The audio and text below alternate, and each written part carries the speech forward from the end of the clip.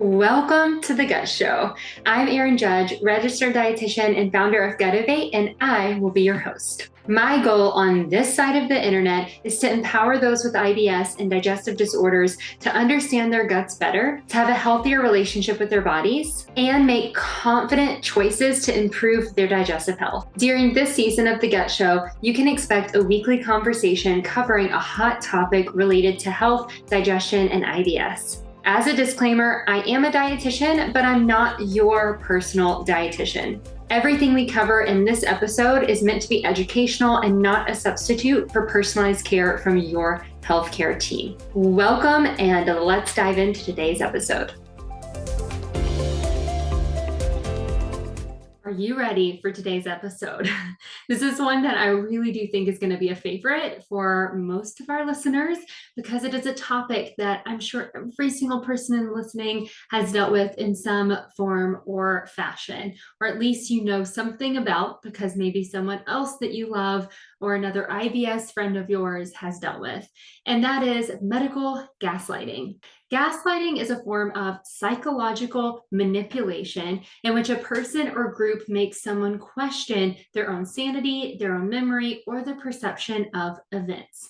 So this is often going to be done in an attempt to gain more power or control over the person that is being gaslit.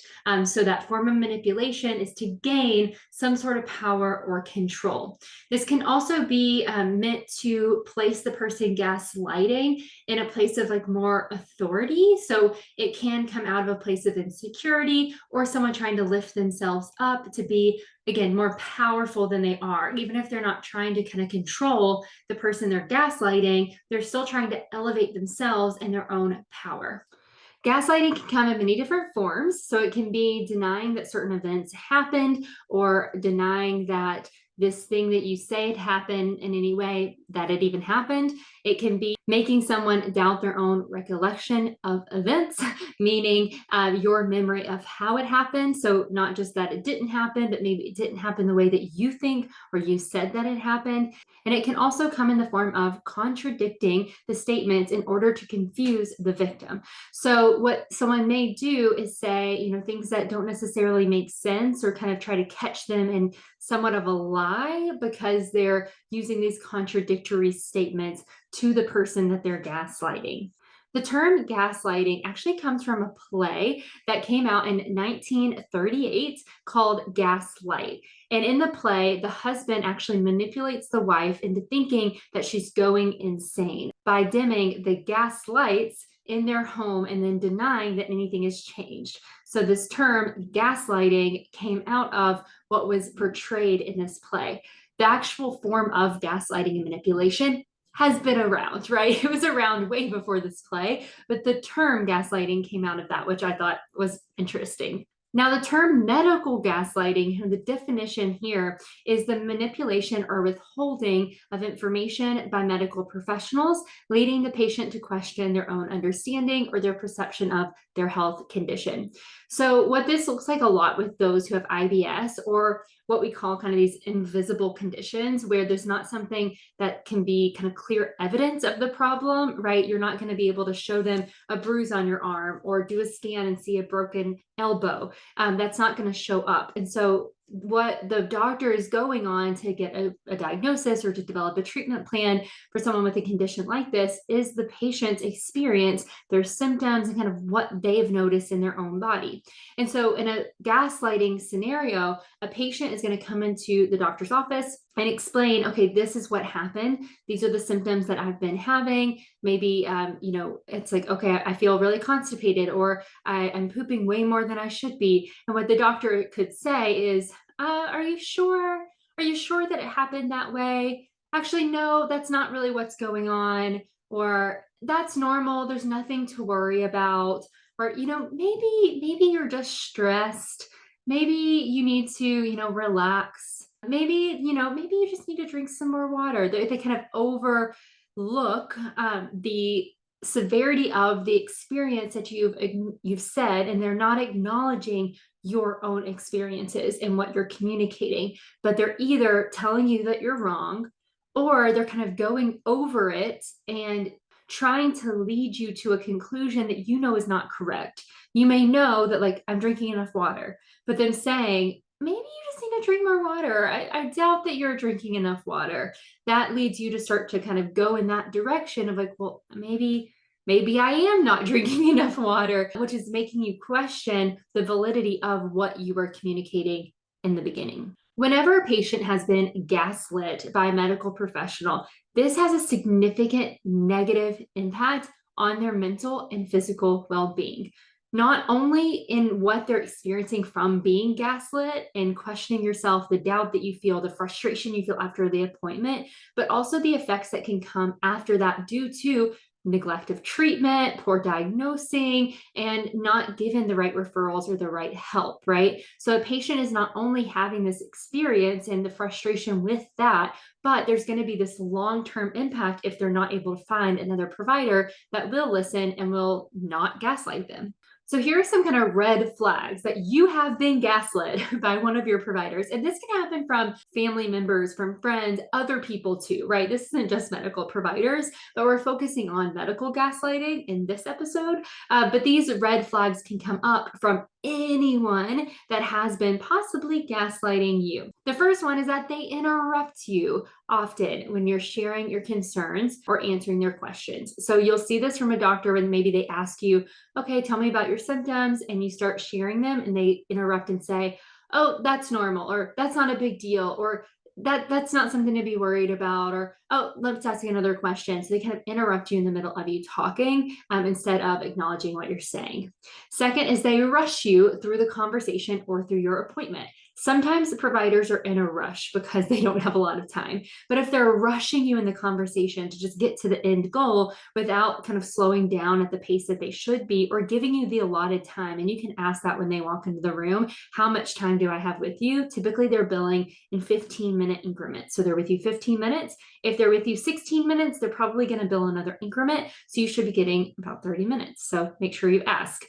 Third is they won't discuss the symptoms with you or ask you more questions about your symptoms. I see this so often in IBS providers where they're not really open to like having that conversation, or they're not asking good follow-up questions about the symptoms. And that can be a form of gaslighting by kind of, again, overlooking or diminishing that experience. Next is that they let their underlying biases or their beliefs affect their recommendations. So this can be related to weight, where they say, oh, no, you just need to lose weight. That's not evidence-based for IBS. And so that would show that they have a weight stigma bias that they're coming in with. It may be something about social status, where they're like, oh, you just need to, stress less, or let's just do this medication, because they don't think that maybe you have the ability to get healthy foods and things that may also work for your condition. So they're jumping to one conclusion. Those are some examples of what a bias and stigma can look like. Next is that they tell you that your symptoms are all in your head, or they completely ignore that the symptoms are valid or tell you they're not valid.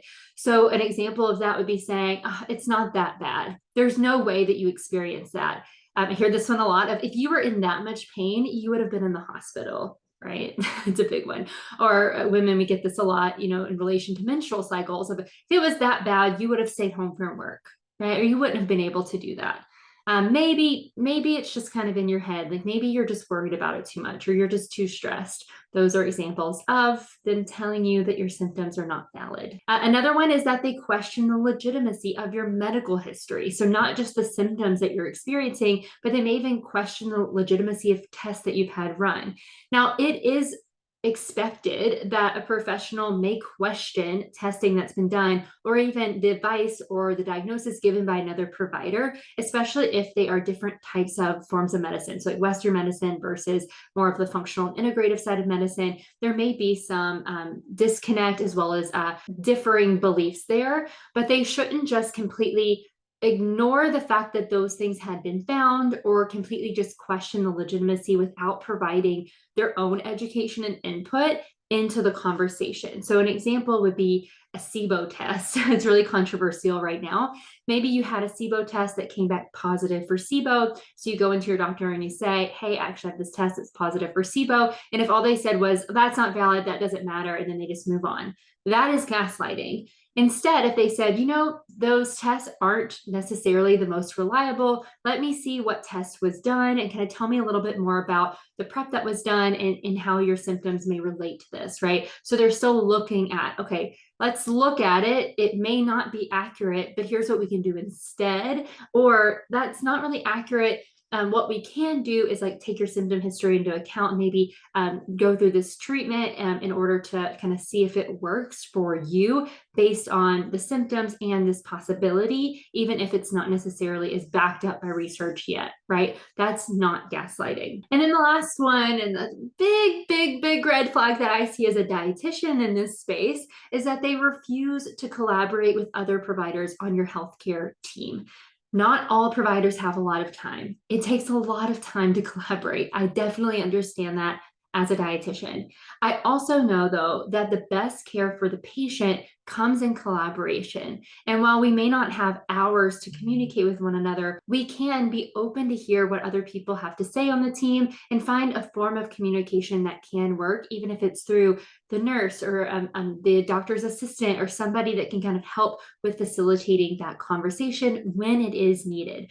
But if a provider is just very closed off to having any input from your medical providers and even closing you off to say, I don't care what they have to say, they're wrong, just kind of shutting down that conversation that you're trying to have where you're bringing in that collaboration, that can be a form of gaslighting. So you see the gaslighting, you're feeling the gaslighting. What do you do about it? That's the big question. So obviously, finding a different provider is number one. If you can find someone else, then you may have better outcomes. Because again, if someone is gaslighting because they're trying to assert their authority or lift themselves up in terms of power, or there's insecurity involved, it can take time for them as a human being, as a provider, as a person to change. And you don't have the time or the money to kind of sit around waiting for that person to change most of the time. But finding a new provider isn't always a great option or available. And sometimes a provider can be mostly good, but has maybe these little places where they're gaslighting you and they may not fully recognize it. So in those cases, one thing that you can do is speak up for yourself. It is so hard to do. I definitely understand that. It's scary. And there is a bit of a power dynamic when it comes to being in a provider's office because they are the professional and you are not, right? Most of the time. And so that can feel really scary. And so know that that's not going to be easy. If you do feel very scared, but you know that you need to speak up for yourself, you know that maybe you've experienced gaslighting from either another provider before and you're seeing a new one, or from this provider that you're seeing again, you can also bring someone with you to your appointment that can help advocate for you. And you can prepare them in advance and say, hey, these are my big questions. This is my fear that they may overlook this, or they may kind of ignore this, or they may interrupt me. Can you help me in those situations? Just because I may clam up, or the fear may take over and I may not be able to do that for myself. It is often easier to speak up for someone else, especially someone you love, than it is to speak up for yourself. And so that's a great way that you can, advocate for yourself by also having support along the way. If you have been gaslit, especially if you've been gaslit again and again, and you've brought it up and you've communicated it to the provider and they're still doing it, and there seems to be this intent of harm, like they already know, they've been made aware they're doing it, but they keep doing it, then you can actually report them to the clinical manager of that clinic or practice. You can also try to report them to the medical institution. There might be like an HR place that you can reach out, or even a patient representative department that you can reach out to. It's going to take your time, but this is a great way to make sure others don't get gaslit and that the provider is held accountable. Because again, if they're gaslighting you because they're trying to assert, again, dominance or power, then they may not listen to you, right? Because if they truly do believe that they have the power and that they are more powerful and there's that superiority there, they may not hear what you have to say. but they're going to listen to the people that pay them, right? Write their checks. They're going to listen to the people who are kind of keeping them in line. And that's something that you can do, is report them to that level. And it's good to have examples. So maybe after the appointment, write down what happened, keep notes of that so that you have that to give, so that that person can believe you. Unfortunately, that's something we have to be thoughtful about. You can also leave a review on the clinic or practice Google webpage, Facebook group, whatever they have available. Don't do this always. There's no reason to do this if this hasn't happened, right? But if you feel like this is something that is happening over and over again, or you had an experience that you were like, you know what, this should not happen to anyone else, then yes, leave a review, because that can be a good way to communicate what happened to you to others so that they're not falling into the same situation. Unfortunately, the provider that you see is still going to bill insurance for your time. You're probably still going to get a bill in terms of your copay or whatever your insurance isn't covering. And so the power really does come into new patients coming into the practice, and you have a way to influence that with reviews online. And then in the worst case scenarios, if you feel like you've been very much mistreated, if there's been any form of abuse, or again, ongoing gaslighting that either the medical institution's not listening to, the provider's not listening to, you can report them to the state licensure board. This isn't always going to go anywhere, but it is something that you can do, because if they're not putting you first, if they're not listening to you, like that can be against their code of ethics in some way. And so that's something that you can do. Again, just like with the reviews, you want to hold responsibility, right, for things that you put out there. And that's not to question your experience, but it is to say, think twice, right? And just make sure, okay, what have I fully experienced? Keep notes of it, and then communicate that. And ideally not in the heat of emotion, so that you can kind of put the pieces together so that you know what you're communicating. They're more likely to be able to take action on that, but also that'll help it not be just a miscommunication issue, right? Which we don't want to just take people down for no reason. We want to be intentional about when we are going to kind of hire authorities with providers. And I say that as a professional myself. So if you don't agree, that's okay. You can do whatever you want. You have autonomy over your life, your words, and what you do. So gaslighting.